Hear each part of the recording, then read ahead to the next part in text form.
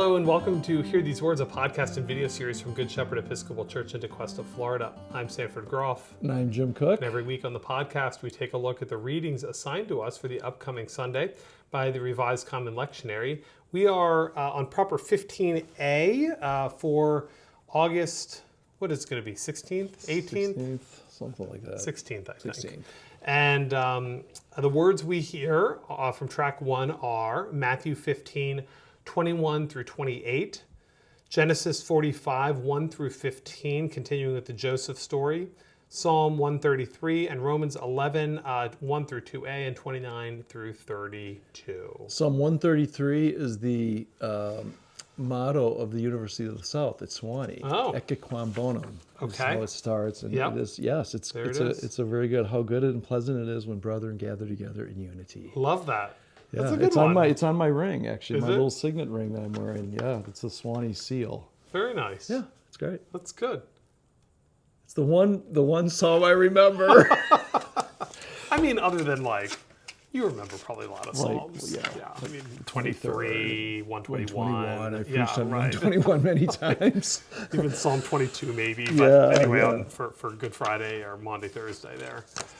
Great. Well, hope you're doing well. We're going to kind of jump right in if that's okay. Yep, And let's we're go. looking here at, the Canaanite woman, right? So Jesus is leaving this area called Tyre and Sidon, and a Canaanite woman comes out and kind of begs Jesus to come and help her, right? And help her daughter who's being tormented by a demon. The disciples tell Jesus, she keeps shouting after us. Why don't you just send her out of here? And Jesus said, I was sent only to the lost sheep of the house of Israel. But she came and knelt before him, saying, Lord, help me. And he answered, it is not fair to take the children's food and throw it to the dogs.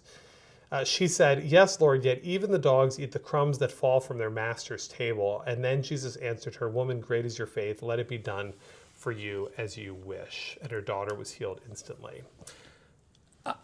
I think it's great. It's almost a conversion experience for Jesus. It is. It really is. It's like, remember who the Canaanites are. They're a group that certain sects within Judaism, because there's as many different kinds of Jewish sects as there are Christian, not all of one mind and thought, actually thought they should be exterminated. I mean, that's how extreme the passion was against the Canaanites.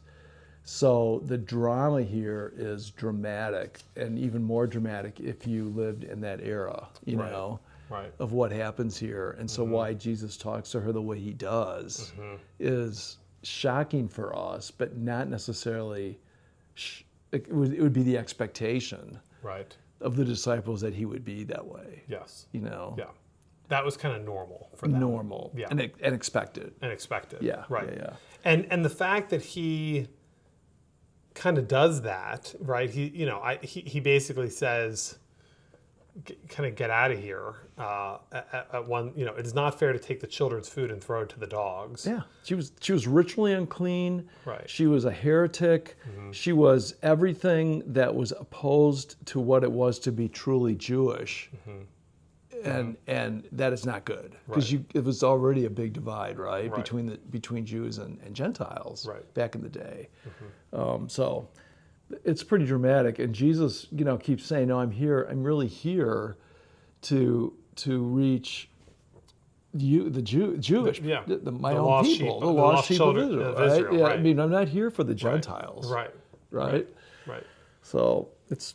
And I think that is where we see, as you said, a kind of a conversion for Jesus, and not just for him, but in terms of his ministry and who he wants and needs to be reaching out to. This is where he kind of you can see the shift between keeping it just with the Israelites, with his people, and then expanding it now to everyone. Yeah. I think it's, I think the problem that some of us might have with this is that Jesus is supposed to know everything, right? Yeah. Jesus is supposed to be perfect and have it all figured out. And I don't disagree with him being perfect, but I do think that he has to learn as a human learns. I mean, you kind of have to go through these social machinations to figure out what it is that you're supposed to do. Yeah, what's the call? Jesus is human. Right. Don't Right? forget he's human. He's human. He's also kind of, I don't want to use the word like evolving or learning or growing more wisdom or Right. or whatever, the kind of the journey that I think all of us are on, that hopefully I'm a little more like open and less rigid today than I was yesterday. You know, my opinions of others or how I see the world continually opens me up, doesn't close me down. Right. You know, I think, and part of that is because the world has been created in God's image, which is fabulously beautiful and so diverse, and like you can't even put it all together. You know, we were in Chicago this past week, and Karen and I spent the afternoon down in the city, which we're not in too much city world here.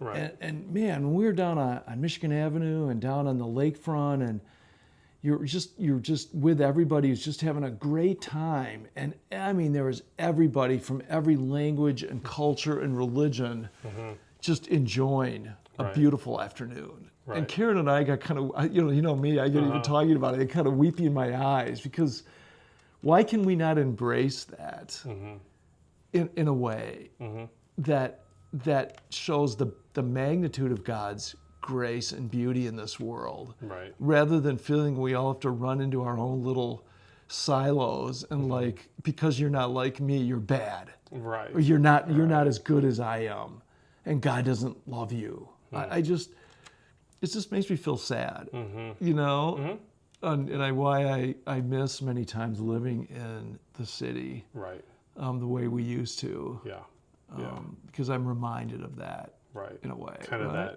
that, right. Kind of the complexity of the until human condition. Until it snows and it's -5 degrees. The weather part we're done with. We're not moving back.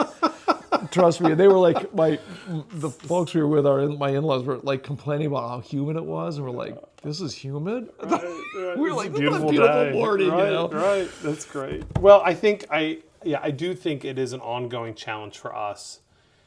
And I think without Jesus having had this experience where he had to realize, kind of have his eyes open to what God's will was in this moment by this woman's, rebuke at some level. Oh, yeah. And her courage in saying it, even the kids eat the crumbs that fall off the table. Right. So, or even the dogs eat the crumbs that fall off the table. So I do think that is... good. I think that we all have those kind of moments, and I think that Jesus having that is not a bad thing. I don't fault Jesus for having grown up a Jewish person, kind of being in that world, realizing that this person's from the other side of the tracks, ritually unclean, you name it. Right. That's his world. Yeah, absolutely. So I think what's kind of the miracle in it is that he kind of realizes that this woman has great faith. Yep. And he heals her daughter for it, which is great. Yep, absolutely. So. And it's juxtaposed by the disciples' lack of faith, right? If you go back to those readings of what we just read on the storms on the Sea of Galilee and stuff, and he says, "You have little faith, you disciples, like you cannot get it." Yeah. And then this Canaanite woman who somehow has heard about Jesus. Right. Somehow the preaching, the teaching, the healings, the ministry that he's done has reached her, and her faith is so deep in him that she also doesn't let him off the hook. She demands from Jesus until he kind of gives it to her. Yeah. And I think it's another way of teaching us how to be in relationship with Jesus, and what our prayer life is like, and to not just say, sort of accept whatever happens, kind of like it's okay for you to be upset. It's okay to look like I want more. I don't trust that. You can do better, Jesus. Like I think that's encouraging. It is encouraging to us, right? Yeah. So I love this woman. She's a feisty thing. So I put her up there with John the Baptist of I do. people in heaven that I would rather not meet. Yeah. I don't have the backbone to be raked over the coals by John the Baptist and the Canaanite woman, for calling me out on my stuff. But yeah, absolutely. maybe other Absolutely. people have more fortitude than I do. Yeah. Okay, let's keep moving. Genesis 45. This is an encounter with Joseph now and his brothers many, many years later. We kind of started with this last week, and Joseph has been through a lot. So, very briefly, he now is in Egypt. There's a famine in the land. He had dreams that prophesied the famine. He told the Pharaoh. The Pharaoh put him in charge of all the storehouses. And so basically, Egypt has been storing up for 7 years to prepare for the famine. The famine is now 2 years into the 7 years of its famine, and Egypt is basically the only shop in town. It's the only country in the region that has food. And so migrants are coming from other countries, including his brothers, who tried to kill him, sold him to slavery. And basically this is kind of the first disclosure. I think this is the first disclosure. It's a little confusing. There's a bit of a ruse that happens, and we don't need to get into all that, but so he goes and he makes himself known to his brothers, and he wept so loudly that the Egyptians heard it, and even Pharaoh heard it, and he wants to know if his father is still alive.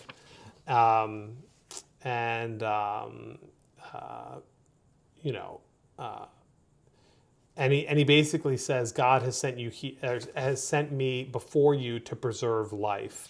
For the famine and the 5 more years of famine, God has sent me to preserve a remnant on earth, right? So Joseph's job has been made clear that he is supposed to, through his kind of work, benefit many nations. Right. Yeah. And Joseph basically tells his brother, hey, this is all kind of part of God's plan. Right.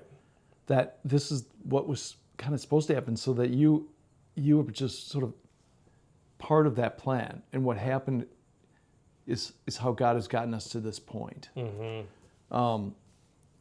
And so it takes on the sense of God's plan for Joseph's family's survival, and hence the story to continue of God's work with us. Right. Right? Right. And I'm not a big, I struggle with things happening because it's God's plan. Especially when they're hard things. Sure. Do you know what I mean? It's comforting to say this is all God's plan when it works out. But sometimes I'm not going to live long enough for it to work out.